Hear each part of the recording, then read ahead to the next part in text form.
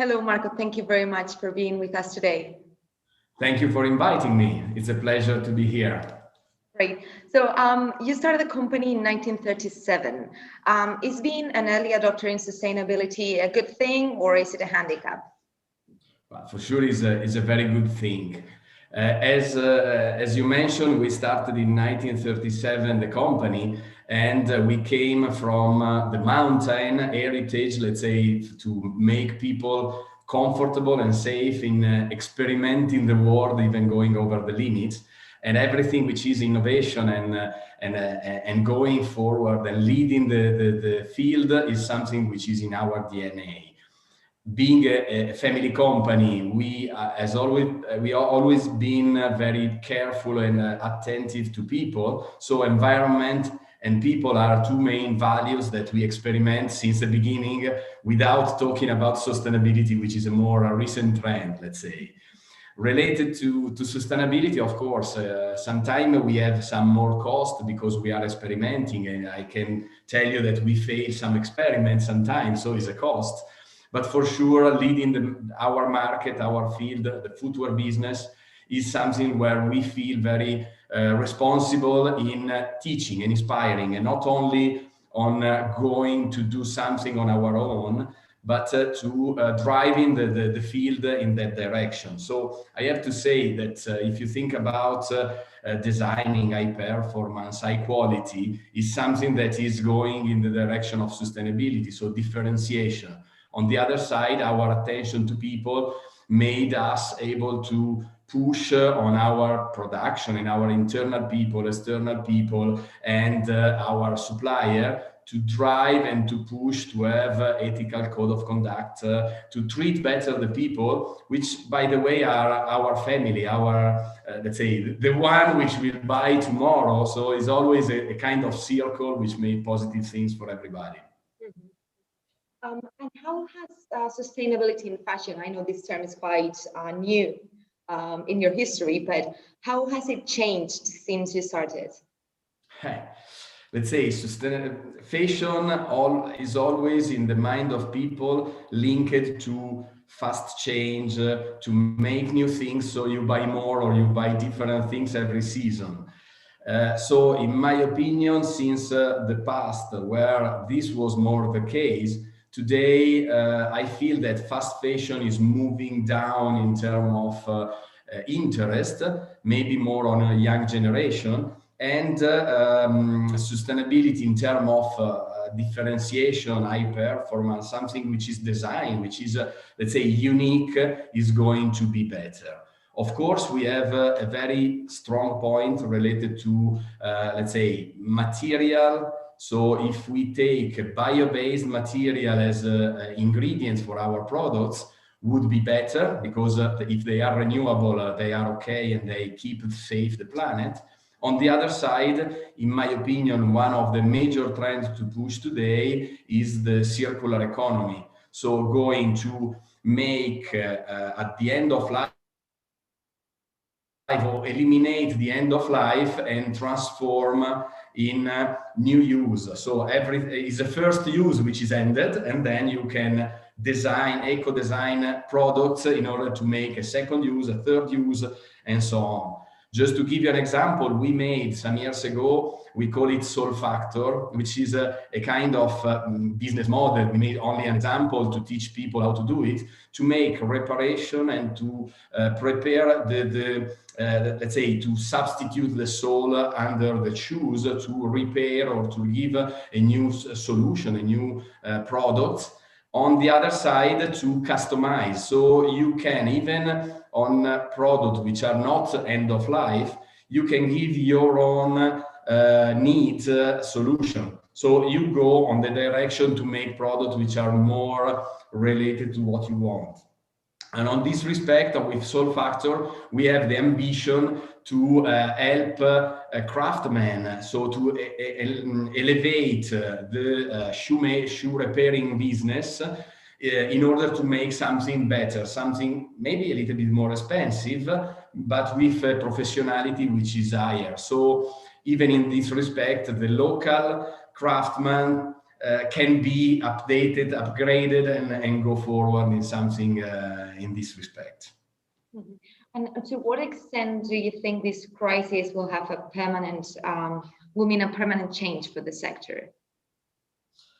Let's say that the crisis usually give opportunities. In my opinion, the real point is the fact that on the crisis, people will have less money to spend, but in general, the citizen, I'm not talking only of our customer, but citizens are thinking more about value for money. So I feel that the change will be in decreasing what is the war of prices and increasing maybe not the volume, but the turnover of the high differentiated products. So as I said before, design, performance, and quality. And for us as a Vibram, durability is one of the major ones. Is for sure something very important, because if your shoes is thought and can stay longer than something that you put in your waste every season or every year, is something that will make more clean our planet and more value for everybody. So in my opinion, the crisis will give more attention to people. So there will be more the elevation of artisan, as I said before, maybe on volunteering. I can tell you in Vibram today, when we have a lower amount of production, we prepared some volunteering activities with the local town and even on events that we sponsor, in order to make the people not staying at home and not working and maybe having only the support from the economic side of the government, but to keep on the cost of Vibram something, to make something good for the community. So this part, maybe with different models related to sales, to keep sales ongoing, but will be, in my opinion, something which will grow and will go in that direction. So more attention to people and more attention to high level and good thing. I can say that maybe after a war, my grandma was repairing all the let's say the jackets, jumper and trouser, and not buying something new low cost. Maybe the point is more on the food side, on the primary necessity, where people will go for low price and low cost things too. But for sure there will be more attention to buy less but buy better.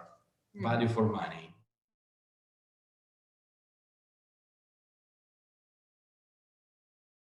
Does sustainability without price, that you mentioned now, without design and without powerful brands, does it sell? But let's say, in my opinion, the brand, let's say, is a kind of compromise. All these things need to be in the good position. Of course, if you don't have a brand, if you don't create trust with your community, with the, I repeat, not only consumer, but even citizen, because let's say you as a company, as a brand, have a responsibility around the globe and not only on your local consumer. But this, in my opinion, will bring or will help to have more consideration and to keep your, let's say, your sales.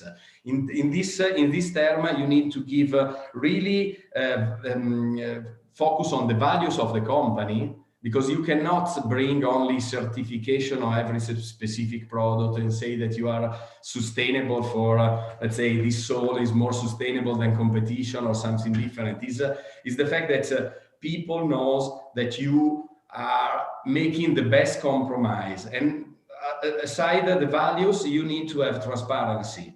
So to bring very openly all what you are doing, in order to say, we know that we have an impact. We know that we bring something which is not always the best in class for positive. But we know, we measure where we are, we know which is the direction to improve, and we get the commitment to go better. And we transparently say, we are succeeding here and we are not there. So we will put more effort, more investment in that direction.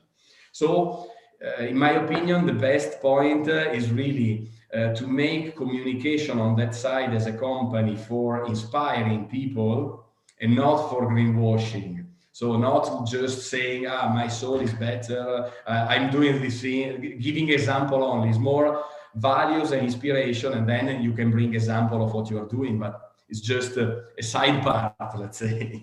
Mm-hmm. And if the future is about sustainability, and the most sustainable way of consuming fashion is consuming less, is the sector going to be smaller? Let's say, I don't think necessarily this will happen. I would say that the people number is growing. The demographic says that the number of people is growing.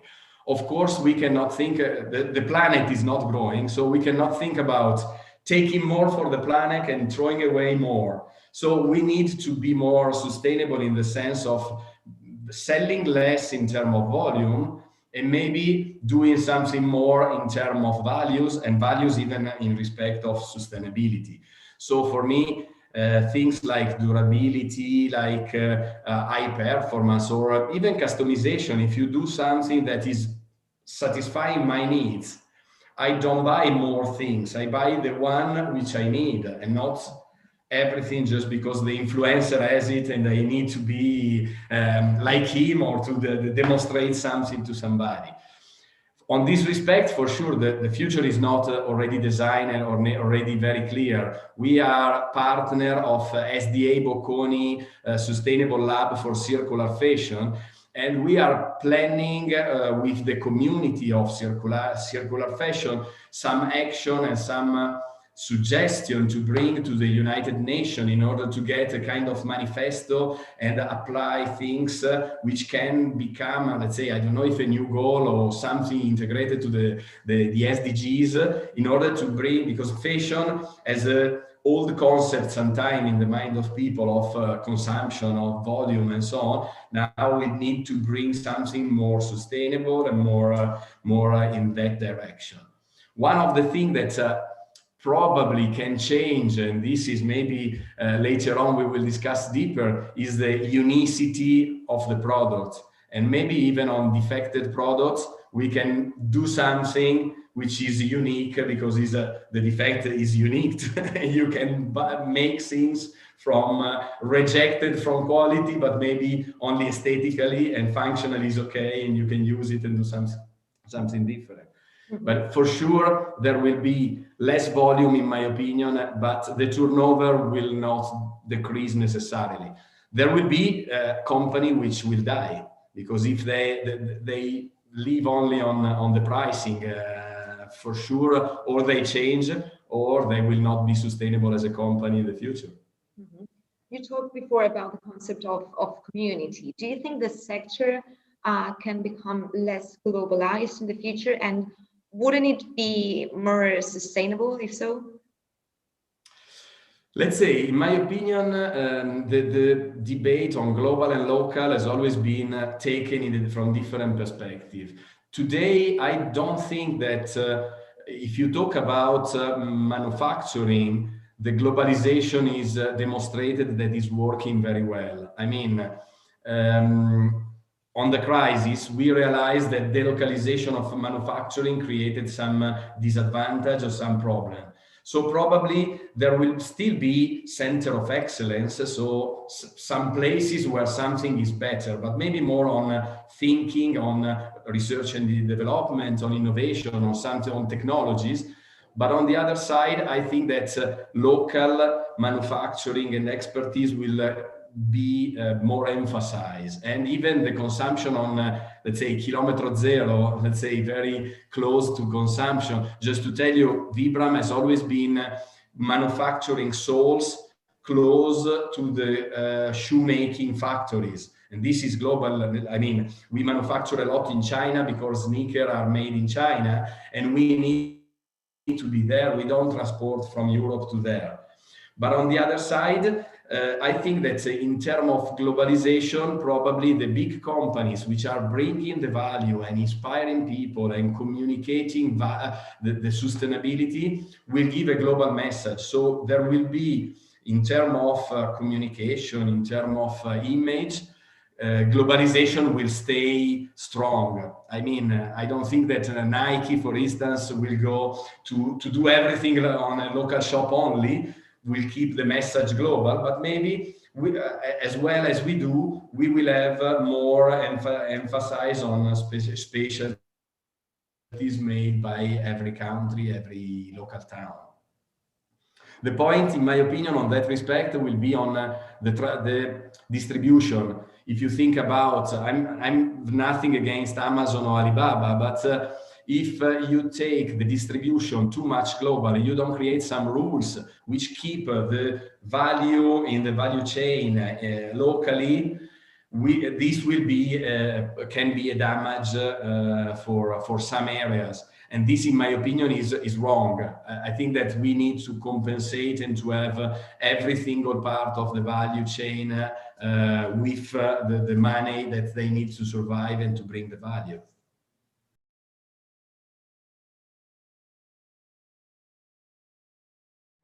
Do you think e-commerce can be sustainable? Let's say, I think that there are a lot of things positive on e-commerce for sustainability. If you think about 10 customers going in a shop, buying their own stuff, then going back home, probably the shop which is delivering in a business way, let's say in a logistic way, more efficient, you have less transportation and less impact on environment. If you think about the duplication of stock that we have, because when somebody produces something, needs to put it on distributor shops and whatever in the value chain in order to have capillarity. And then you have at the end of the season sold or discount to make things which are left as sales.